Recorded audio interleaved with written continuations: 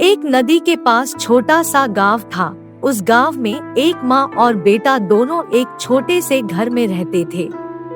बेटा माँ से बहुत नफरत करता था क्योंकि उसकी केवल एक ही आँख थी, और माँ भी बेटे की नफरत से थोड़ी शर्मिंदगी महसूस करती थी, किंतु वह अपने बेटे से प्यार भी बहुत करती।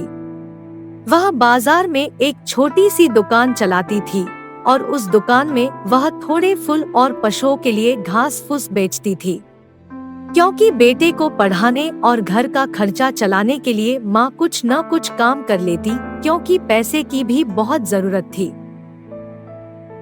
एक दिन बेटे के प्राथमिक विद्यालय में माँ उसे कुछ खाना लेकर मिलने आई। बेटे ने माँ को वहाँ देख के वह सुन्न रह गया। बेटे ने माँ की ओर घृणास्पद नजर से देखा और माँ के पास जाके बोला, तुम यहाँ क्यों आई?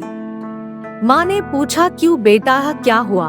बेटे ने फिर से माँ को घृणास्पद नजर से देखा और माँ समझ गई और माँ वहाँ से चली गई। और जब बेटा विद्यालय से घर आया तो भी माँ ने उसे कुछ नहीं पूछा और बेटे को रात में खाना खिला के सुला दिया।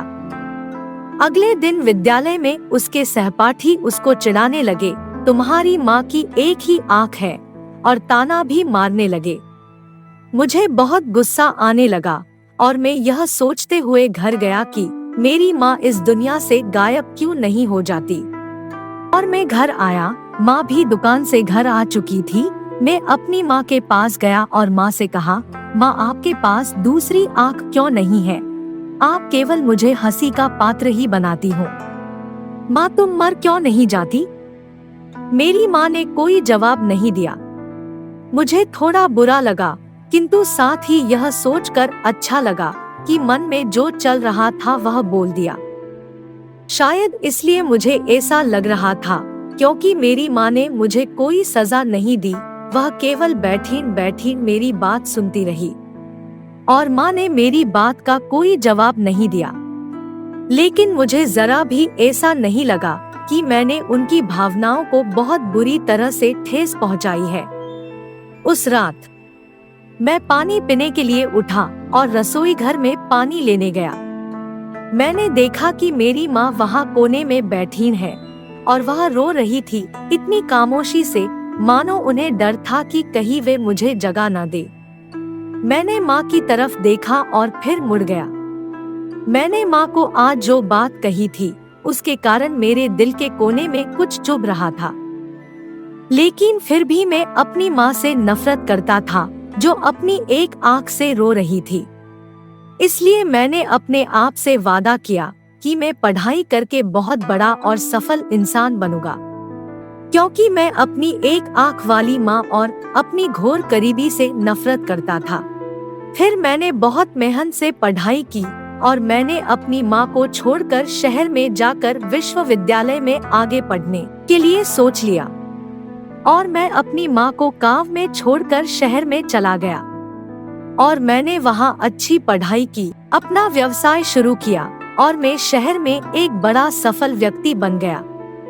फिर मैंने शादी कर ली, मैंने अपना एक घर खरीदा, फिर मेरे भी बच्चे हुए।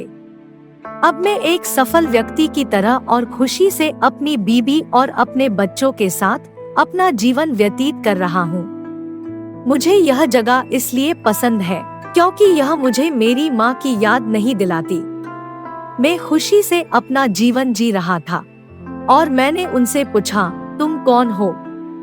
मैं आपको नहीं जानता। मैंने उस बात को वास्तविक बनाने की कोशिश की और बाद में मैं उस पर चिल्लाया, तुम्हारी हिम्मत कैसे हुई मेरे घर आने की और मेरी बेटी को डराने की? अब यहाँ से निकल जाओ। और इस पर मेरी माँ ने धीरे से उत्तर दिया, माफ करना बेटा, हो सकता है मुझे गलत पता मिल गया हो, और वह वहाँ से चली गई। और मैंने मन में कहा, शुक्र है वो मुझे नहीं पहचानती, इससे मुझे काफी राहत हुई। गांव छोड़ते वक्त मैंने अपने आप से कहा था कि मैं अपनी माँ की कोई परवाह नहीं करूँगा और जीवन भर उनके बारे में नहीं सोचूंगा। और थोड़े दिन के बाद मेरे घर पे मेरी विद्यालय से एक पत्र आया। मैंने पढ़ा कि विद्यालय में एक पुनर्मिलन समारोह आयोजित किया है। और उसमें मुझे आमंत्रित किया गया है। मैंने मेरी पत्नी से यह कहते हुए झूठ बोला कि मैं एक व्यावसायिक काम से बाहर जा रहा हूँ, और मैं कार्यक्रम के लिए निकल गया। कार्यक्रम के बाद में उस पुरानी झोपड़ी में गया जो मेरा घर हुआ करता था। मैंने अपनी माँ को जमीन पे गिरा हुआ पाया और उनका शरीर भी ठंडा पड़ गया था, लेकिन फिर भी मेरी आंखों से एक आंसू नहीं बहा। मैंने देखा कि उनके हाथ में एक कागज का टुकड़ा था। यह मेरे लिए एक पत्र था। उन्होंने लिखा था, मेरे प्यारे बेटे, मुझे लगता है कि मेरा जीवन अब काफी लंबा हो गया है और अब मैं शहर में तुम्हारे घर नहीं आ पाऊंगी, लेकिन मेरे मन में हर रोज एक प्रश्न आता है कि तुम मुझे एक बार मिलने कब आओगे। मैं तुम्हें हर रोज बहुत याद करती हूँ और मुझे बहुत खुशी हुई जब मैंने सुना कि तुम पुनर्मिलन कार्यक्रम में आ रहे हो, लेकिन मैंने फैसला किया कि मैं विद्यालय नहीं आऊंगी। तुम्हारे लिए मुझे खेद है कि मेरी केवल एक आंख है और मैं तुम्हारे लिए शर्मिंदगी नहीं बनना चाहती। एक बात तुम्हें कहनी थी कि जब तुम छोटे थे, तुम एक दुर्घटना में अपनी एक आंख खो बैठे थे।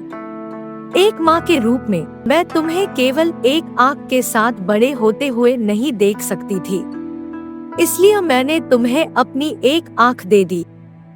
तब मैंने मन ही मन सोचा, यह इसलिए है क्योंकि वह मुझसे प्यार करता है।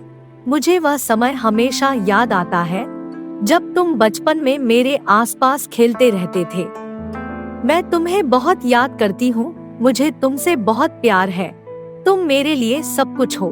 मैंने यह पत्र पढ़ा और मेरी दुनिया बिखर गई। मैं उस व्यक्ति से नफरत करता था जो केवल मेरे लिए जीती थी।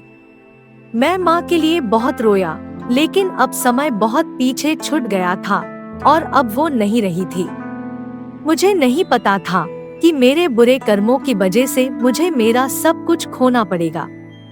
कहानी का सार यह है कि जीवन में कभी भी किसी से उनकी शारीरिक कमी और कोई भी कमी के लिए नफरत ना करे। अपने माता पिता का कभी भी अपमान ना करे, उनकी उपेक्षा ना करे और उनके बलिदानों को कभी भी कम ना आके। वे हमें जीवन देते हैं, वे हमें पहले से बेहतर बनाते हैं, वे हमें सब कुछ देते हैं और पहले से कहीं बेहतर देने की कोशिश करते रहते हैं। वे स्वप्न में भी कभी अपने बच्चों के अस्वस्थ होने की कामना नहीं करते। वे हमेशा सही रास्ता दिखाने और प्रेरक बनने की कोशिश करते हैं।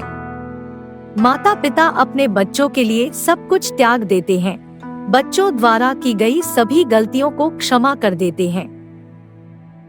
उन्होंने बच्चों के लिए जो किया है उसका बदला चुकाने का कोई तरीका नहीं है।